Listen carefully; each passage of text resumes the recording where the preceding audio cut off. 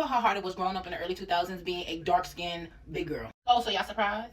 You didn't think it was a thing? Oh, it was. You know, growing up, we all had groups. Now, in my group, I was the only big black girl. And let me know if you had this experience, but being the big black girl, you didn't get talked to. The guys wasn't coming for you. They was coming for the smaller, light-skinned girls in the group. And okay, that's what you like, no problem. Don't force it. Don't force it, baby. But when it came down to fighting or being loud, there we go. Big and black, so you gotta be loud.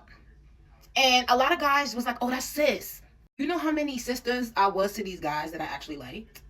And that's okay. I'm not saying this to say like they were supposed to like me and I want people to feel bad for me. No, I'm just telling you how it was, baby. I'm just telling you my experience. And any guys that did try to talk to me when I used to, you know, cut school or we were just hanging out or we went to like some teen night or whatever, they was just trying to see like if I would do what they wanted me to do with them. And baby, you wasn't getting that. You wasn't getting anything. So let's fast forward this now. Let's get to high school. So, you know, 9th grade, 10th grade, Dusty. I was really...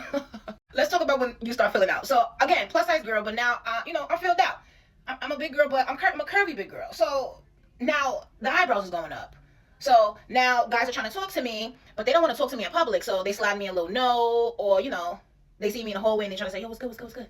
But then when the bell rang and everybody's out, it's like, oh, what's up, sis? What's up, sis? I'll see you later, sis. But it wasn't until 11th grade. This guy from the basketball team was like, Jess, you know what?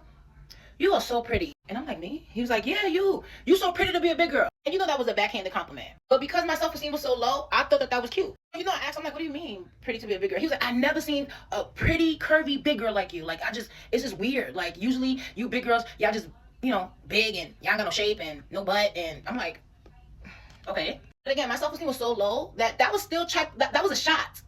But it was like, okay, well, I'm pretty to be a big girl. So now that's a thing. I couldn't just be pretty to just be pretty. I had to be pretty to be a big girl. Oh, because big girl's not pretty. Okay. And also, battling being dark-skinned was an issue. We can even talk about the videos we used to watch back then. All the girls were either red bones or light-skinned black girls, and they were all slim. You'll never see a big girl in a video unless they was making fun of her. It was rare to see a dark-skinned woman in a video. More towards 2005, you started to see a little bit more, but no. So I can say I definitely have seen a shift in society where being dark-skinned and being a plus-size woman is more appreciated, but back then it was not. And if guys wanted to talk to you and you were both, or even one or the other, really if you was big and black, they didn't want to talk to you in public because they didn't want people clowning them for it. Tell me your experience. Do you agree? Did you go through this? Did you see this? Like what? I want to know. Let's talk.